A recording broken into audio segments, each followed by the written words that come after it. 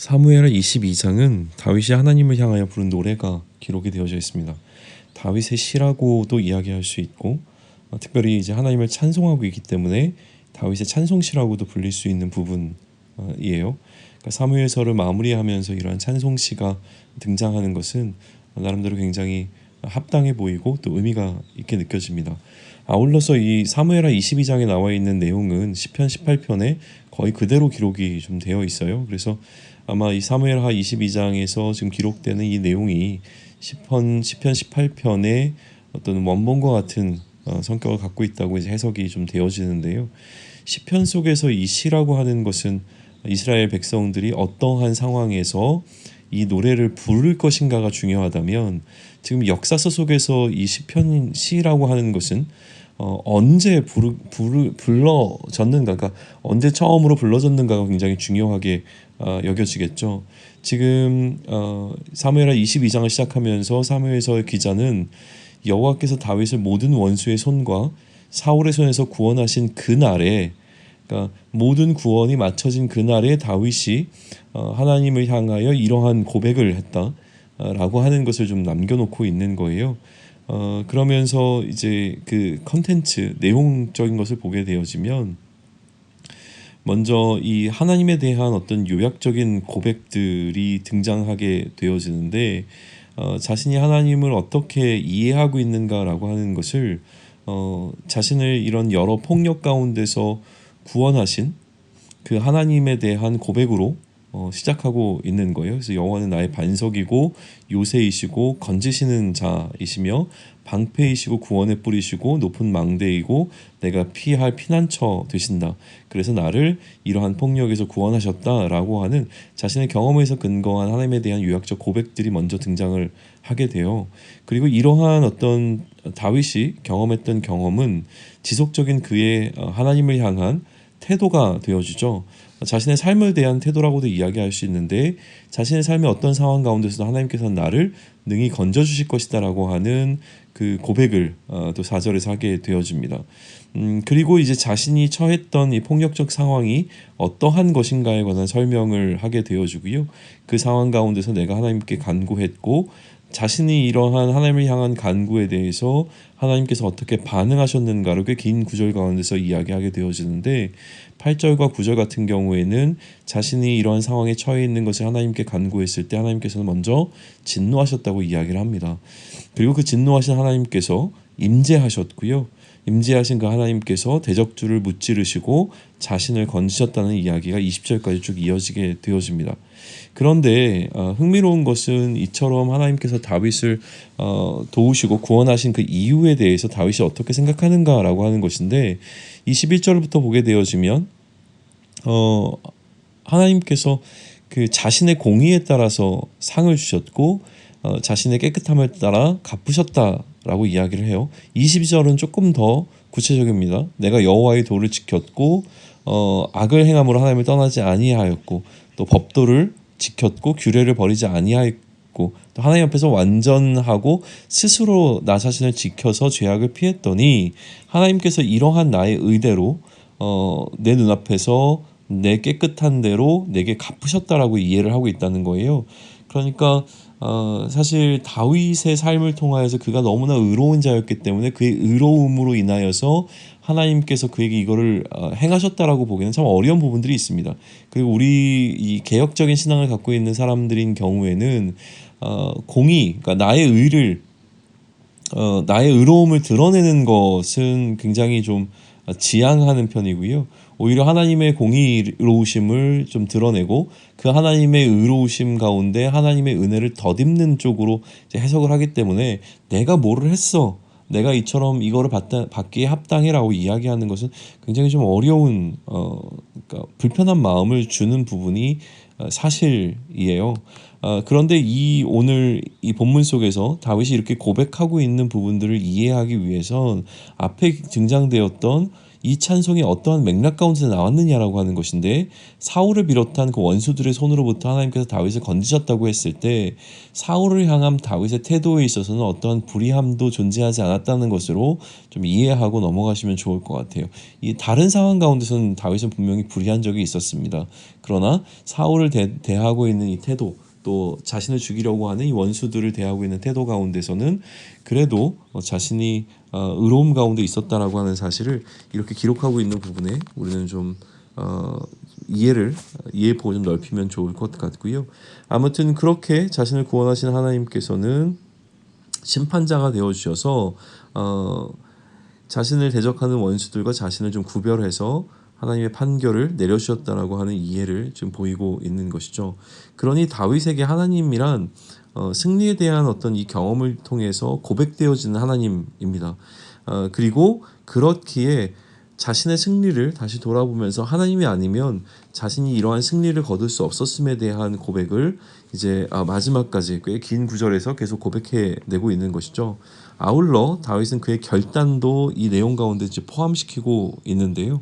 앞으로 자신이 이런 어떤 삶을 살아가는 동안 계속 하나님을 끊임없이 높이고 또 하나님을 찬양하겠다라고 하는 그의 고백을 담아내고 있다는 사실입니다. 이 사무엘하 22장에 기록되어 있는 그리고 시편 18편의 내용에 해당하는 이 다윗의 찬송시를 이제 묵상하다 보면 기본적으로 이 시가 의미 있는 것은 다윗의 자신의 실제 경험에 근거해서 나오게 된 찬송시라고 하는 부분이에요. 그러니까 한편으로는 이제 어떻게 바라볼 수 있냐면 전쟁이 다 마쳐진 다음에 다윗이 이렇게 노래하고 있는 거잖아요. 그러다 보니까 지금까지 다윗에게 임했던 그 수많은 전쟁 가운데서 다윗의 마음이, 전쟁에 임하는 다윗의 마음이 어떠했는가라고 하는 것을 우리는 듣게 된다는 거죠. 다시 얘기하면 마치 뭔가 비하인드 스토리 같은 어떤 느낌을 받게 되어져요. 전쟁이라고 하는 어떤 역사적 기록이 흘러가는 가운데 다윗의 마음이 어떠했는지, 다윗이 하나님을 향한 그의 신뢰는 어떠했는지, 이런 것들이 기록되어지지 않다가 지금 여기서 압축적으로 전부 다 쏟아져 나오게 되는 거죠. 다윗은 이러한 모든 전쟁의 상황에서 하나님을 철저하게 의지했던 것이 너무나 분명해 보입니다. 그리고 이 시가 갖고 있는 또 다른 의미는 이러한 다윗의 구원의 경험이라고 하는 것이 다윗이 이후 통치하는 데 있어서 하나님 향한 지속적인 태도가 된다는 점에서 굉장히 중요하게 될 거예요. 그래서 이 시를 대하고 있는 우리 또한 그러한 하나님의 구원의 경험을 간접적으로 하면서 그 구원하시는 하나님을 찬송하게 되고, 하나님의 구원이, 다윗을 향해 일하셨던 그 하나님의 구원의 역사가 오늘 우리의 상황 가운데서도 동일하게 이루어져서 우리도 이러한 원수의 손으로부터 건져주시기를 기대하게 되어지고, 또 그 일하심을 신뢰하게 되어지는 어떤 긍정적 역할을 하게 되겠죠. 그런데요, 오늘 이 사무엘하 22장을 이제 묵상하시다 보면 이 시가 주는 불편함이 좀 있습니다. 그러니까 어떤 불편함이냐면 이 내용적으로 굉장히 비현실적인 표현들이 등장한다는 거예요. 그러니까 하나님께서 다윗과 어떻게 함께 하셨으며 또 다윗 그렇게 하실 때에 어떠한 일이 일어났는가라고 하는 것을 기록할 때 마치 어떤 과장된 표현들이 등장하게 되는 것인데, 이게 어떤 시적 허영이라고 하는 부분을 우리가 감안한다고 하더라도 하나님께서 임재하실 때 화산 폭발과 같은 어떤 그러한 천재지변이 일어난 것처럼 기록되고 있는 이 일이 실제로 다윗 시대에 일어났는가라고 했을 때는 일어난 현상인가라고 했을 때는 뭐 확실히 우리가 답하기가 굉장히 어려운 부분들이 있다라고 하는 거예요. 만에 하나 다윗의 그러한 삶 가운데서 이러한 일이 일어났다고 하더라도 오늘 우리의 삶을 놓고 우리가 다시 이것을 적용할 때 하나님께서 우리의 삶의 이슈 가운데로 들어오셔서 무언가를 행하실 때 이처럼 천지가 이제 흔들리는 그러한 좀 일들은 일어나지 않을 것이 너무나 명백해 보이기에 다윗에게 행하셨던 하나님의 행하심과 나에게 행하시는 하나님의 행하심 사이에 어떤 좀 괴리가 생기게 되는 것을 경험하게 되는 거죠. 그러다 보니까